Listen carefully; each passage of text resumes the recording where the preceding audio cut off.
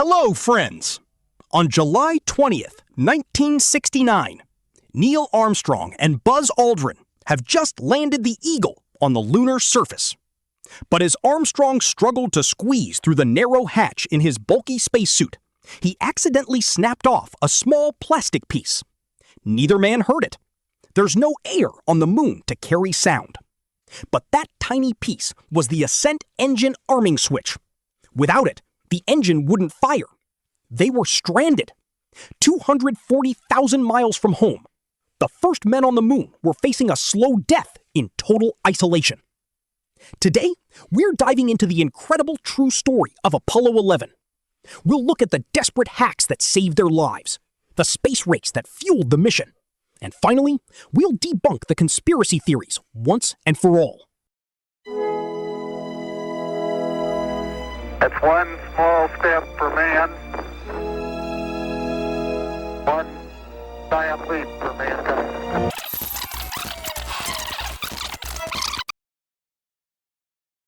Friends, you'd be surprised to know that the real reason for Apollo 11 was a war, the Cold War between America and the Soviet Union. Both countries were locked in a space race. In 1957, the Soviet Union shocked the world by launching the first artificial satellite, Sputnik.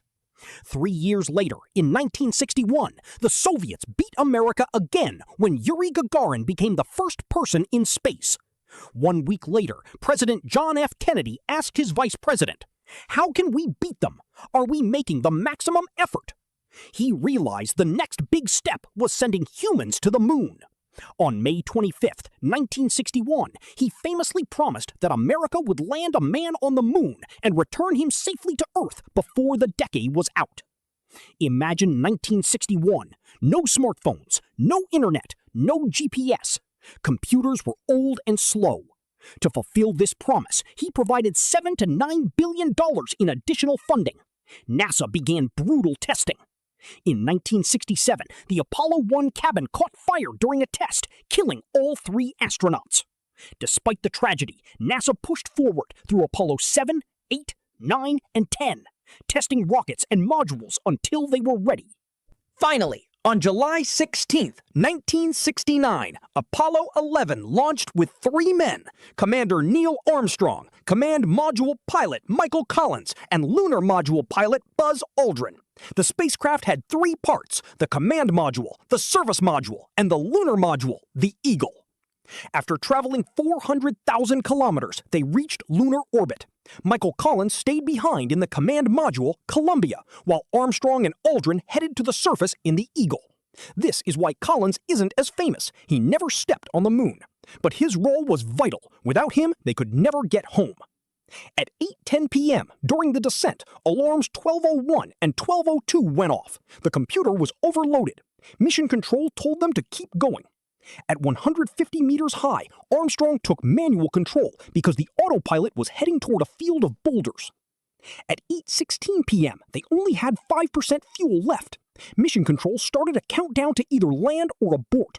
Literally, at the last minute, with only 30 seconds remaining, Armstrong radioed back, "Tranquility Base here, the Eagle has landed." Armstrong and Aldrin spent 2.5 hours on the surface, collecting 50 pounds of moon rocks.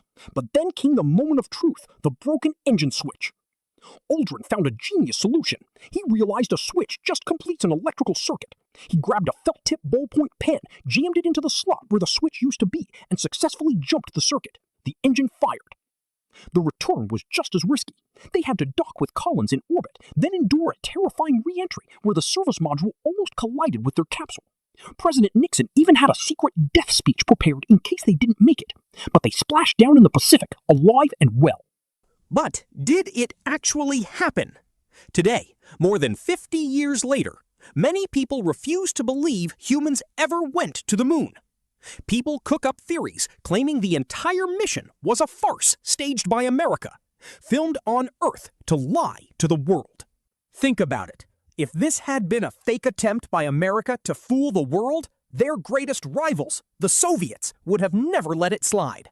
They would have exposed the lie in a heartbeat. Instead, in the Great Soviet Encyclopedia, 3rd edition, 1970 to 1979, This moon landing is cited as a fact multiple times. Soviet scientific articles even listed the Apollo landing as the third most historic event of the space age, following Sputnik's launch in '57 and Yuri Gagarin's flight in '61. The Soviet Union itself acknowledged it, and that's perhaps the ultimate proof. But then, what about the flag? If there's no air on the moon, why was the flag fluttering? There's actually a very simple reason, friends. The flag Armstrong and Aldrin took wasn't a standard one. NASA knew that without wind, a regular flag would just hang limp and be invisible. So they designed it with a horizontal rod at the top to keep it extended. However, during the Apollo 11 mission, that rod got stuck and wouldn't extend all the way. This created those ripples or waves you see in the fabric. It wasn't fluttering in the wind, it was just wrinkled and stuck that way. In the videos, you only see it move when the astronauts are physically touching it. Because the rods were made of flexible aluminum, they acted like springs, vibrating for a few seconds before standing perfectly still again. The third most popular theory is about the missing stars. Why aren't they visible in the photos taken by Armstrong and Aldrin? The answer is actually very simple. The moon landing happened during the lunar day. Sunlight was hitting the moon's surface directly, making it extremely bright. On top of that, the astronauts were wearing white spacesuits that were highly reflective.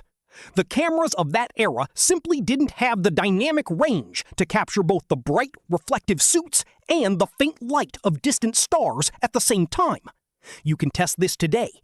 Try taking a photo of a friend at night with your phone's flash turned on. Your friend will look bright, but the stars in the background will completely disappear. Another theory focuses on the shadows, specifically the inconsistent angles. Skeptics argue that it looks like a Hollywood set with multiple studio lights, which is why the shadows seem to point in different directions. But in reality, the sun wasn't the only light source out there. The moon's surface itself acted like a massive reflector, bouncing sunlight back in all directions. This reflected light, combined with the uneven lunar terrain, created those bizarre and scattered shadows. It wasn't a studio trick. It was just the unique physics of light on a lunar landscape.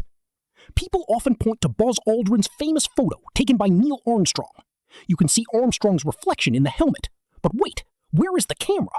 You don't see him holding one in his hands. How is that possible? The answer is simple. The camera wasn't in his hand. It was mounted directly onto his chest plate, so his hands could stay free. And if you're wondering who filmed Armstrong descending the ladder, that was a camera built into the side of the lunar module itself. But moving past these baseless theories, let's talk about the actual criticism. Not everyone was cheering for NASA. Even back in 1962, a New York Times article pointed out that the money spent on the moon could have built 120 Harvard-sized universities. People asked, why go to the moon when we could build a world-class university in every single U.S. state? Weren't there better ways to spend that money? The core of the criticism was simple. America was drowning in internal problems, struggles with education, massive income inequality, and the heavy toll of the Vietnam War. So why waste billions on space? But the moon landing brought hidden benefits that changed the world forever. Take computer chips, for example. In the early 60s, microchips existed, but companies like IBM weren't using them yet.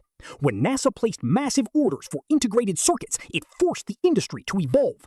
Within 5 years, prices dropped by 90%. NASA proved we could trust computers with human lives. If a chip could take a man to the moon, it could definitely run our daily lives. Technology grew exponentially after that. Yet, despite this success, the last mission, Apollo 17, took place in 1972. For over 50 years, no one has gone back. That is the ultimate proof of how expensive it was. $24 billion then, or $100 billion today. By 1972, the public's fascination had faded, replaced by the harsh realities of the Vietnam War and domestic crisis. They saw the space program as a massive waste of money. Even though NASA already had detailed plans for missions up to Apollo 20, the political tide had turned. Politicians were forced to listen to the growing frustration of the citizens. As a result, the massive funding for space exploration was slashed, and the dream of further Apollo missions was cut short. In December 2017, President Donald Trump announced an increase in funding with a bold goal, returning humans to the moon by 2024. He spoke of sending American astronauts back for the first time since 1972, this time for long-term exploration and use. However, he later shifted his stance, suggesting NASA should focus more on Mars than the Moon. But now, 50 years after the last mission, NASA is officially moving forward with its ambitious Artemis program. They've started testing with unmanned rockets, but the plan is clear. By 2025-2026, they aim to land the first woman on the Moon, followed by the first person of color. One thing is certain. Before this decade ends, we will witness humans walking on the lunar surface once again.